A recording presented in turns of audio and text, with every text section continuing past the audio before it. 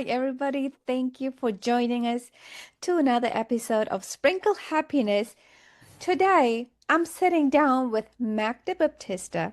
She is a transformational coach, hypnotherapist, Reiki master teacher, and entrepreneur. And I really want to explore something with her that I think we can all relate to. Why do we keep repeating patterns we know aren't serving us? Why do we sometimes get in the way of the very same thing we say we want? So, Magda's work is about understanding those subconscious patterns, letting go of what no longer serves us, and learning to trust ourselves enough to move forward, even when we can't see the whole path ahead. So, help me welcome Magda. Magda, thank you so much for joining us today. Thank you for the invite. I truly appreciate this. You are absolutely an amazing person to talk to. I was so excited to chat with you. But one of the things I've noticed about you is your energy. When you walk in a room, Magda, you radiate energy. People feel it. I felt it. That's why I wanted to chat with you. So, where is it all coming from? I love this question. I get asked that question often, like, I love your energy. People say that a lot. And the truth is, I think the more you are aligned with your authentic self and you remove the masks of pleasing others, but just being yourself with good intentions for all, I think the more you will naturally have this radiant energy. And I love that you said that, but you also radiate this. And before you told me that, I also told you, what we see in others, it exists within us. So I'm so happy that it actually awakens that within you, that you can recognize it in me because it really exists within you. Wow. How did you get here? Like, what part of you, I'm just curious, in your journey in life, what part of you did you have to shed or leave behind to take to the next level in your life? I love that question. So, when you come from a family that has had tremendous loss and you come into this planet um, as the first good news after loss. My brother passed away when he was 3.5 years old, and I was the next child that came into this planet. We often call them the rainbow children. So what it means is, after the rain comes the rainbow. Um, when you learn your whole life that you need to be pumping people up Yeah. around you, Yeah. motivate them, bring them back to what really matters, which is their authentic self, as I mentioned before. I think whatever life throws at you, you always go back to, wait a second, I already came from the worst that could ever happen to a parent, And then you tell yourself, you know what? I'm pretty sure there is a solution to this. So I went through struggles like everybody goes through challenges Yes. and hurdles in life, but how do you face them? In the moment, maybe you'll have some reaction, you'll feel the feelings of anger, sadness, despair, and then it's just to remember, there's more to this life than what's happening to me right now. So I Mhm. always had that within me, maybe because of the fact that I was born in a family that, went through tremendous pain. And Oh, yes. yeah, I'm sorry to hear that. But you often talk about some cut subconscious patterns. yes. And how can we recognize our patterns that don't serve us? Like we are such creatures of habit, and then we keep repeating the same thing we don't like. It's because we are so used to it, and because it's familiar. Yes. Familiar is the word here. You just mentioned it. So, Mm-hmm. subconscious programming comes from childhood. It often comes from our first few years of our life. As I mentioned before, the fact that I came from this family, I felt like I needed to save everybody. So Mm-hmm. at some point, I got really curious about the mindset because I realized that my mindset was different from my family's and there was a clash there. They would say, you can't do that. And I was like, watch me. There Oh, was always that thing of like, yeah. wait a second, I don't think the same way. So subconscious programming comes from the childhood and how our parents have nurtured us or have educated us. And sometimes it comes from friends, from whatever meaning we gave to an emotional state that we were having in the moment where our brain was not developed yet. And then we wonder why we keep repeating the same things. And recognizing it is not always easy because a lot of people just walk through life on autopilot and they Yep. don't realize that they keep repeating the same thing. They keep attracting the same partner in a different body. The same story keeps repeating. And truly, um, the gift is when you meet someone that actually makes you realize or has that conversation and you have that little light that pops in your brain and you go, wait a second, it's true. Last relationship and the previous or Yeah. last job or the other friendship, there's similarities in it. And then you start asking questions, where does this come from? And that's the whole, It makes sense. We go expertise. for the Yeah. familiar. You Mm. just hit the nail in the head, and then we wonder why we keep getting the same thing that we don't like. And it's very much sounds like self-sabotage to me sometimes, don't you think? Like we stand in our own way. We want Yes. something else. We do the same thing. By doing the same thing, we get the same thing and not the Yes. very same thing that we want. Like there is a Yeah. disconnect, right? Absolutely. And Tony Robbins says nothing changes until nothing Something changes. changes. Okay. Or something changes. And the truth is there, like comfort zone is so easy, like it's familiar, it feels safe, and we don't want to change because we're like, we have a story to tell. Maybe the child uh, in you wants to tell a story because it wants to be seen, understood, loved, whatever it is. So nothing will change until, you make that conscious, you know, um, acknowledgement that something needs to change and I need to move pieces in my life or the process that I have or the meaning that I'm giving to what's happening in my life. Yes. Yeah. You also talk a lot about faith.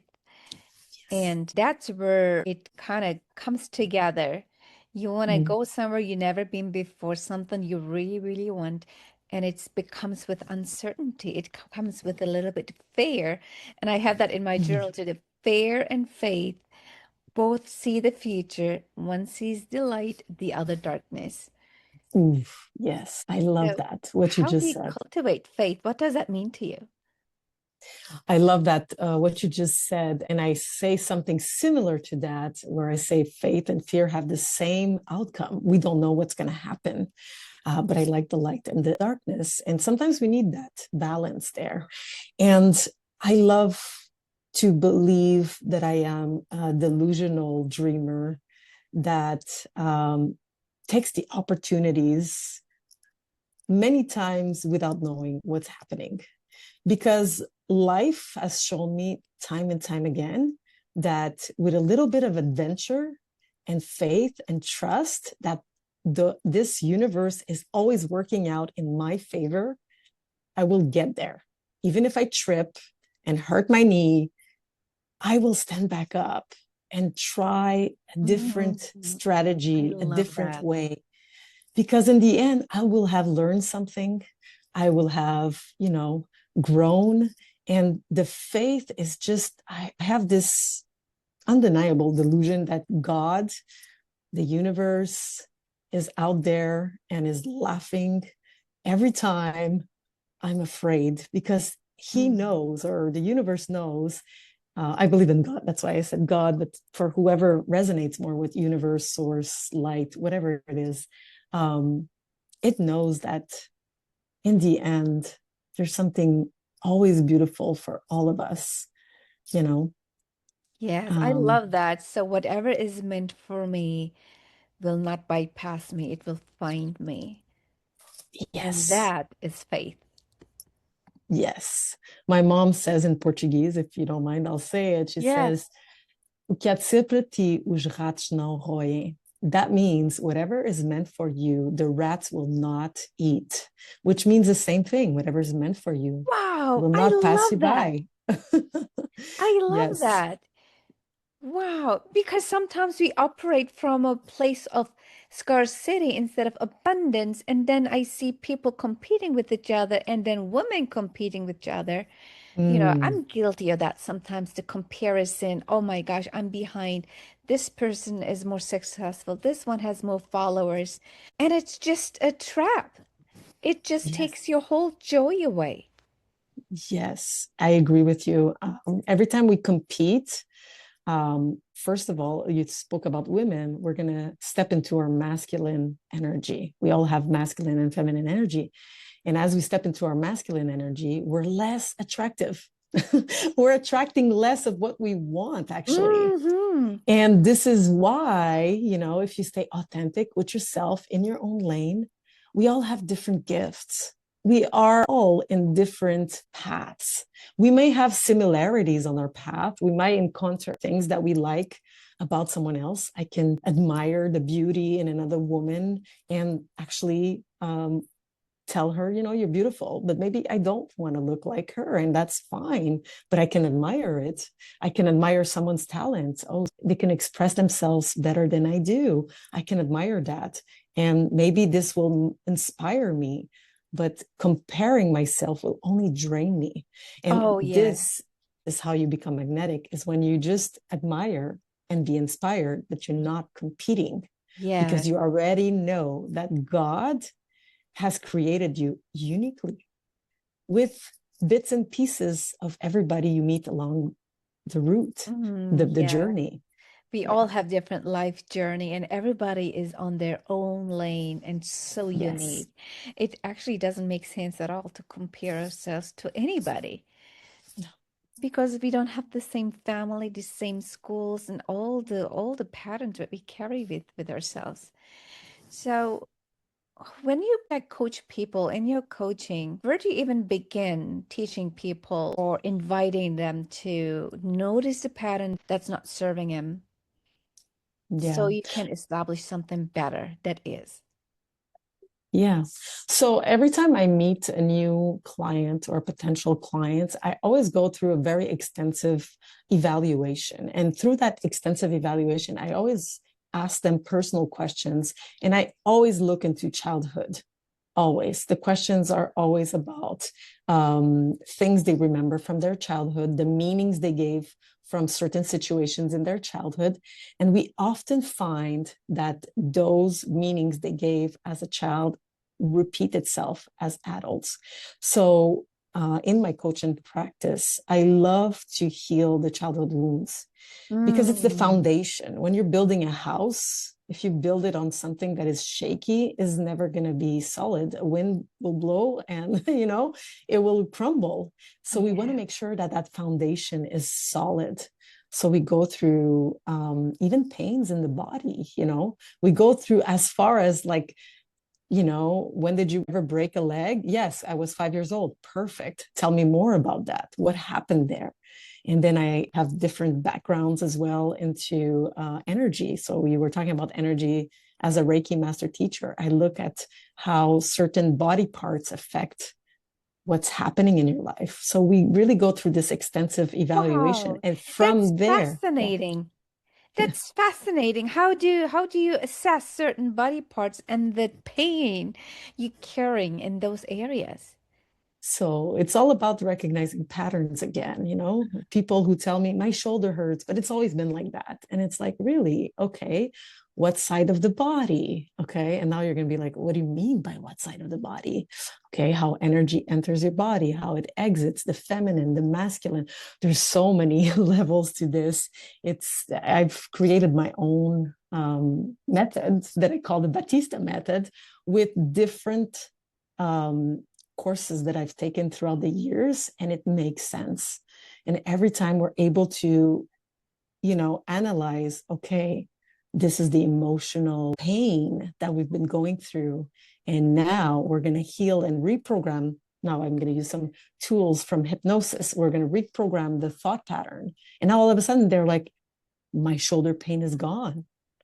My Yeah. knee pain is gone.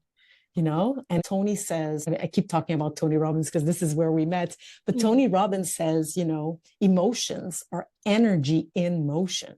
But if that energy did not move, there was no motion to that energy, Mm. where is it going to be stuck? It's going to be stuck in the vehicle of your soul, which is your body. And now you have pain in your back, you have pain Wow. in your shoulder, and Yes. you have often headaches. Yeah. Thank you for the reminder. Emotion comes from motion. So that's why we focus so much on physiology. Even Mm, like last week in at Business Mastery, the energy in the room, we always start with like dancing and moving the body so we can snap out, be in an energetic state, so we can learn better. yes. We retain more. It all Yes. starts with the body. Because when you don't feel good, Magda, all you want to do is just you ruminate and you ruminate. You just Mm-hmm. lay on the couch in the bed. You don't want to feel getting up. But the thing I notice is like, and I'm guilty of this too, don't wait to feel like it. Do it before you feel like it, and then you will feel like it. Yes. How fast can you change your state? Tony says it all the time, Yeah. trying to show you my fingers. Oh, where's the Yeah. camera? This fast, It just takes a moment of decision. And you stand up, you shake your booty, like Joseph says, like attitude, Joseph McLennan. It's all about the Tony world. I love those tools because they're really great, and I use them differently. But I love the way they program us to change fast, and that's why these tools of reprogramming the subconscious mind in different ways by moving the body, by physiology first is a big one, because when we feel tired or we feel sad, we're going to go and fall asleep on the couch, and then you wake up the next morning and you're in more pain, and then there's a cycle there. But if you feel sad and you take the time to recognize the sadness, but then you choose, okay, I will go for a walk, I will connect to nature, I will hug a tree, or whatever it is that you feel uh, more aligned with. You don't have to hug a tree. You don't have to be that, but this is a tool that I love to use for myself. I go for a walk. Now all of a sudden I have more oxygen flowing to my lungs, and my brain is functioning more efficiently, and now I have better thoughts and I can start changing the narrative. Yeah. Oh, I love it. I love it. You wear different hats all the time. You're a mother, you're currently working on a book project, you're an entrepreneur, you're a coach.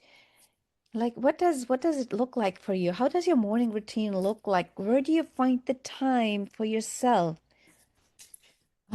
My mom couldn't stop me as a child. I was diagnosed as ADHD after I finished my university degree. And I chose to not use that as a label, but to use it as a gift. I have this energy that allows me to multitask all the time. And it's actually very gratifying because I actually allow my gift to serve many people. So I love to serve. I love to help. And being a mother was a childhood dream. I remember playing with my doll, so that Yeah. dream came true. And of course, I went through something that I was not planning in my life, which is divorce.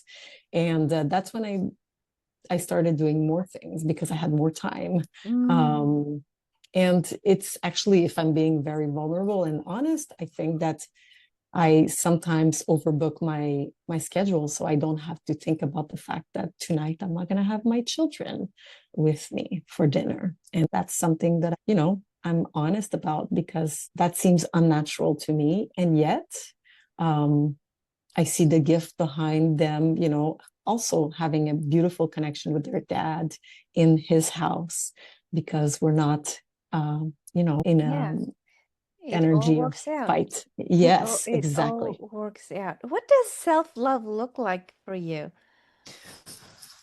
Self love How do you pamper looks, yourself? I'm all about like give yourself love, pay attention. Like self-love is not selfish to me. Like it's the best gift you can give everybody because you show up differently, right? Yes. What a great question, because the question before is exactly the question that leads to this one in a Mm-hmm. way that you'll understand that at some point I would say yes to everything and to everybody. And now self love looks more like checking in with myself.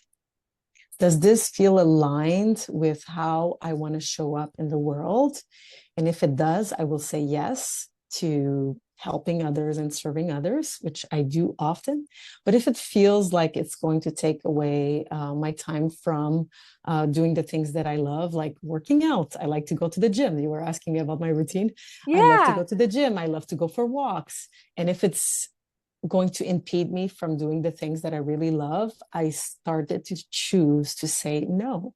But I always refer them to someone else that can maybe help them or give them I an love that. opportunity to look elsewhere. Yes. Oh, I love that. And I love walking too. I enjoy my walks more. I enjoy my walks more when I leave my phone at the house. I have my morning coffee in my hand. I can walk and see my neighbors and have a chat with them. I feel like Yes. when I have be distracted with outside influence and noise, like a screen or even Mm, music or talking to somebody, I don't pay attention to my surrounding. I feel like I'm not walking, even though my legs are moving. I feel like I was not in nature. I was mhm. trapped inside my head. Can you relate? Of course. And you just described the Hmm. present as a gift. That's the gift you give yourself. You're talking about self-love. And you just by describing this situation where you leave your phone at home and now you can speak with others, I can see it in your energy. You're smiling and I can feel it that Hmm. you're really present in the present moment. And that's the present. I know I keep Oh, repeating it's the same word, but it's the beautiful. gift. Yes, Yes, I want to hang out more in that present moment because that's where life unfolds itself. Not in the yesterday, not in the tomorrow. Life is happening right here, right now, and we can get so in our heads, always looking back or future because we are wired that way, right? It kept us alive for thousands of years, but the beauty and happiness is right here and right now. absolutely. You spoke about happiness. Yes, the present moment is very much key to happiness for sure. Oh, thank you for this reminder. Um, so before we finish, I always like doing this popcorn round. Yeah, I'm gonna say a word and you tell me what it means to you. You don't overthink it and you yeah. just say the first thing that comes to your mind. Okay, perfect. And we start with my favorite word. Happiness is Joy, bliss. love is Delicious. oh, love it. I love is delicious. Fear is Not welcomed. how do you overcome it when it does appear? I take a moment and I ground myself. And I remember that I've been through so much in my life. And every single time I was guided by God. I feel so guided too that everything makes sense looking Yes. back, doesn't it? Mm. Yes. What Mm. does failure mean to you? Fear? Is that what you asked? Failure. Oh, failure. First attempt in learning Ah, yes. something new. Yes. I love it because it's just a lesson, right? Yeah. Yes. And and where do we talking about subconscious, going back there for a second. Mhm. Where do we draw the line between I want to keep on going and pursue this dream and this passion to okay, this is not working out. I'm gonna do something else. Like between giving up and pursuing, where does the intuition come like here useful? I love that. We sometimes follow paths, and including myself, where we should have been gone long time ago, but the answer is always in our heart. That's what I feel truly. Sometimes we get intuitive hints and we're like pushing them back and we're like, no, no, no. And the truth is, when you really connect to your heart, how it feels in my body when I think about this situation or this path, how does it feel in alignment with where I'm going? And how can I make it optimal so that I can feel very safe, very aligned, seen, heard, understood, all these things that come up, to make you feel truly outstandingly good. Oh, So, wow. yeah, That was very beautifully said. yeah. And now we're going to move to your favorite word. Energy is. Energy is it's everywhere. It's everything. It's everything. Everything. Mhm. Every Be- time, every day, Yeah. every moment. Everything reminds me of how connected we are in this Hmm. planet that, you probably had this one in your life too. You think about one person before you even call that person calls you, that you were thinking about each other at the same time. And every time that happens, I get reminded how connected we are, that we are Yes. all one. Yes. There are no coincidences, only synchronicities Mm. and really amazing moments of connection. And that's connection. You just described connection there. When you're truly connected to your heart, things like that tend to happen more often, like serendipitously. And Mm. yeah, I love it. Money is. a learning curve. Yeah, I know. We want it, and then we sabotage yourself that we think like we're not deserving it sometimes. I've been there many times in my life. Yes. It's a money curve. It's a learning curve. It's yeah, a learning curve. I said money curve. Interesting, because money goes up and down. It comes and it goes, but it always comes back. I believe in it. It comes back.